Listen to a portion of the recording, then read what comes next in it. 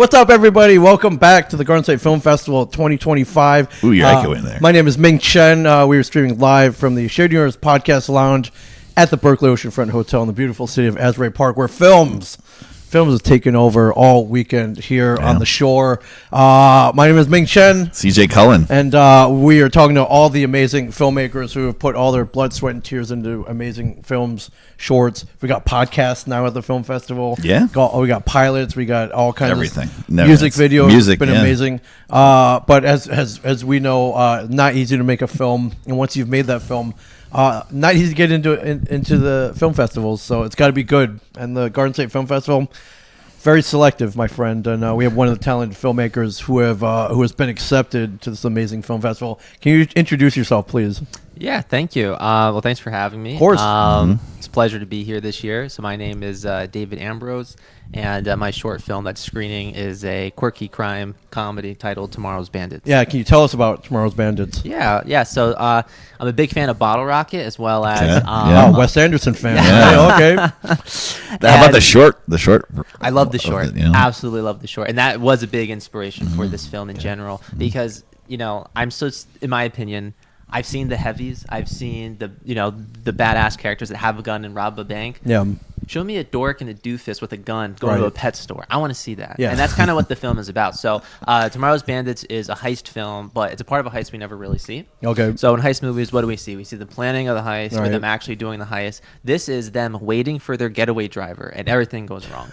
So they don't even do the heist. But the story of it, or like what the relatability of what we're watching on screen, because the setup is, they're going to go rob a pet store. No.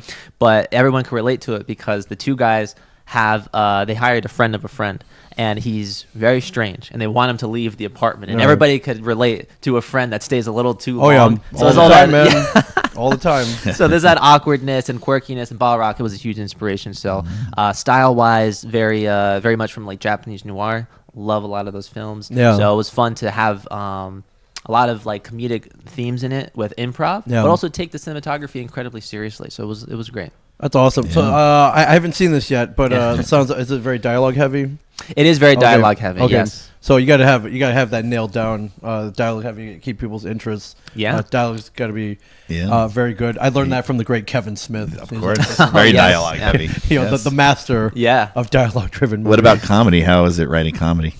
So it was very interesting. So I wrote enough where one of my biggest inspirations, like I'm sure everybody's here, is Scorsese. Oh yeah, and I love watching his interviews. And one of the most incredible things I've listened to was his commentary on Raging Bull. I highly recommend for anyone to buy that. You can purchase it. Yeah, it's as like in the DVD school. commentary, pop it in and flip on the commentary. Incredible. Track. Yeah, incredible. And one of the things he showed was, through that and other interviews, was how he handled improvisation. Right, he didn't just go behind the camera and say, all right, be funny and walk away. Yeah. And that's how I wanted to approach the comedy for this film. So the film, I should say, the script was about 3.5 pages, maybe 4. Yeah. And that was just the bare bones of the story. Like, hey, we're waiting for a guy, and then in the end, this is what happens. Right. But that's it. All the comedy came from rehearsal. And from rehearsal, I told these actors, hey, you can literally do nothing wrong.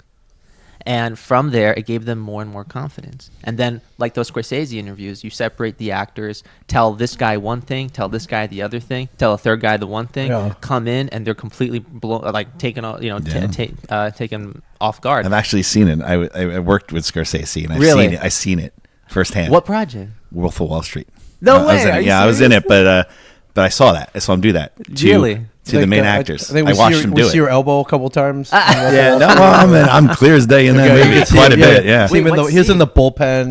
Whenever they have the big office scenes, I'm there. I'm in. That's so cool. I worked for about 25 days. But you're not like Ethan Suplee, right? Yeah, Ethan was right behind him. He blocked me for half of it. So you saw this firsthand. I saw him at certain days because I was there all day for 25 days. So I saw him pull Leo and pull maybe what's his name, from Superbad, Jonah Hill, and do that. And I watched them do it, and then they came together and they did the scene, and they were all laughing because he did this and that. And I watched it I was right there the whole time. I just watched.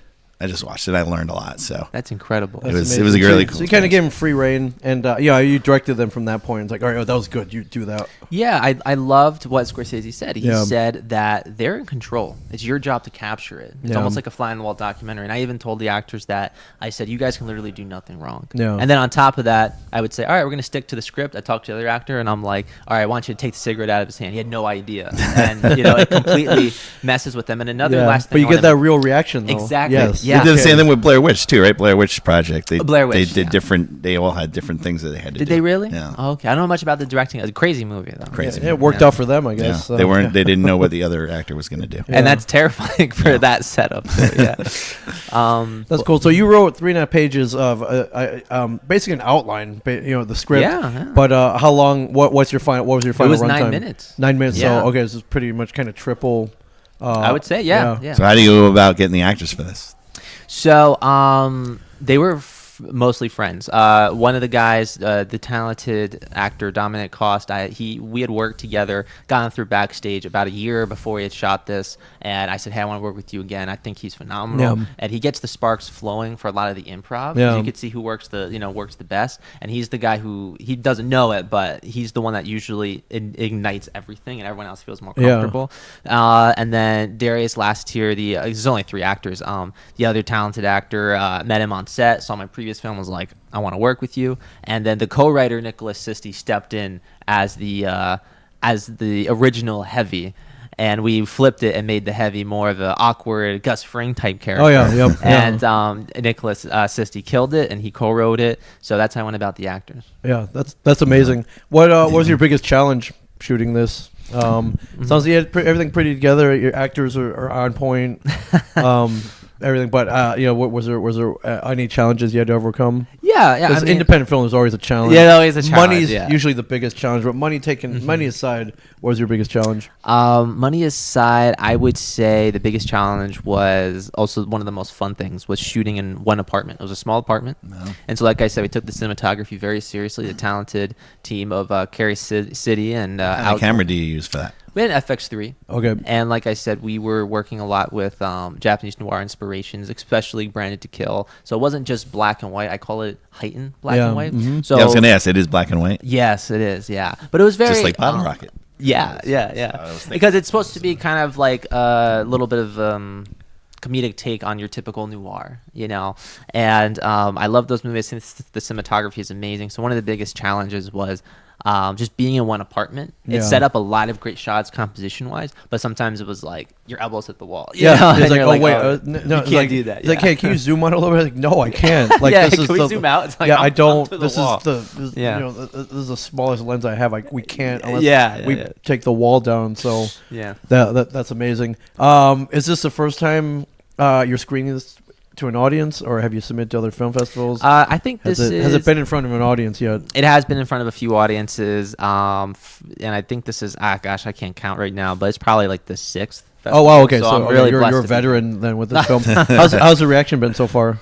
One of the best, pretty good. One of the things I've loved is seeing where people laugh. I'm so desensitized to them. I'm so desensitized. Sure, to the you wrote it, awkwardness so of you're Is it different at every festival? It is, yeah. Okay. And it's funny to see like the very beginning and how awkward and quiet it is and how this guy's not talking. And I remember we were in New York and there were people just like cracking up at that part specifically. And I never really thought it was that funny. Yeah. But then I went to South Dakota, and the people during this improv about a sandwich, they were cracking up during that scene. Right. So it always changes. They and love it's interesting sandwiches to see in that. South Dakota. They do. They love sandwiches. I love sandwiches. That's amazing. Is this your first time at Garden State? This is my second. In 2023, I was here for my previous short, and it was amazing. I was like, I want to resubmit. I find that a lot of people come here, they get a project, and it's like, all right, I need to make something. You got to come back and get it accepted for again and again and again. Yeah. So I mean, the community here is great. yeah, it's pretty great, isn't it? Yeah, I saw you out and about yesterday, last couple days. Yeah, I so saw you last night. that's one of my favorite parts. Is they have gatherings, after parties. I missed it last night, but galas I'm ready to go. and they're really adamant of people getting together and everybody meeting each other.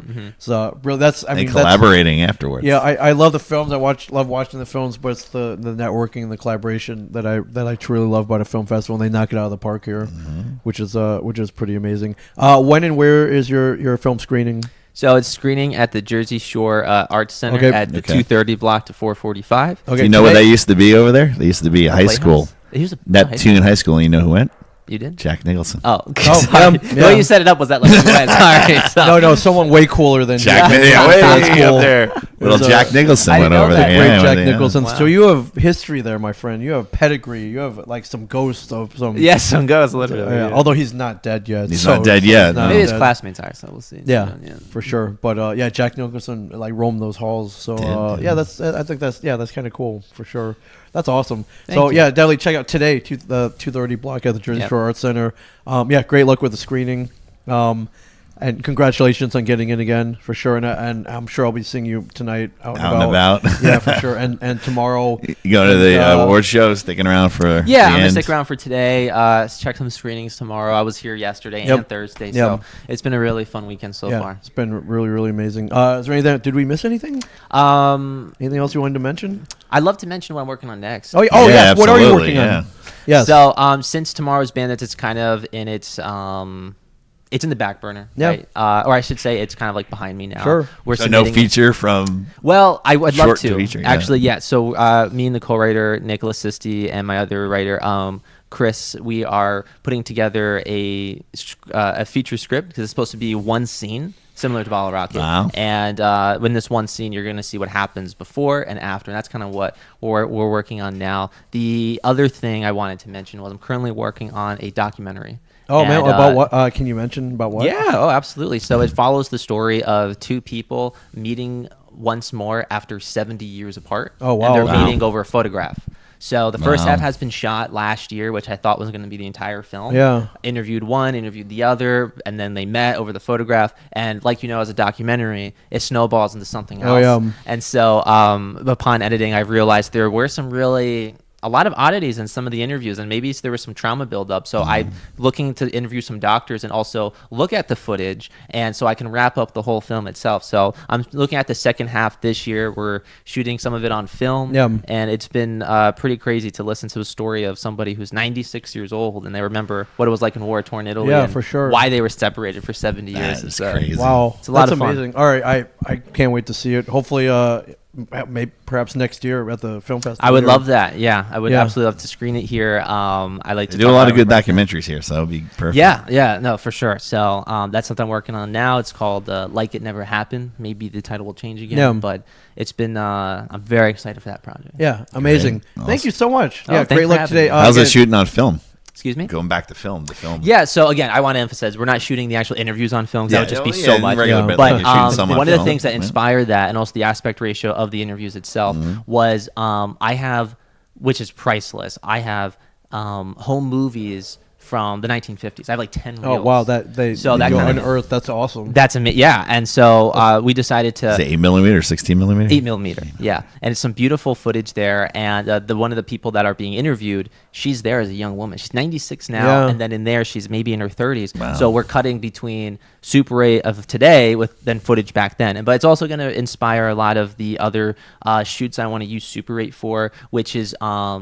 with a lot of the style, a lot of reenactments. Yeah. And so I'm very excited to use that. And I've been watching a few different docs like Grizzly Man, The Last Dance, like everybody watches. Yeah. And there's an amazing documentary on YouTube about the Zodiac Killer. And the way, specifically, I just watched that one, they use film reenactments. I was like, I want to do that. That's it. Okay, cool. So shooting on film is pretty fun. I'm excited to continue it. Amazing. Great. Yeah. Awesome. Great luck today. Jersey Shore Arts Center, 2:30. Go and definitely check it out. Tomorrow's Bandits. We're putting it on the list and stuff. We don't get to watch them initially, but later. Later on. So, thank you so much, man. Thank you for having me. GSFF.org. Schedule, tickets, info. The Film Fest runs all day today. All day tomorrow. We'll be podcasting along with everybody. Love talking to all the filmmakers. Thank you so much. You're amazing. And Thanks for having me. I'll see you out there tomorrow. But come down. Come check out some great films.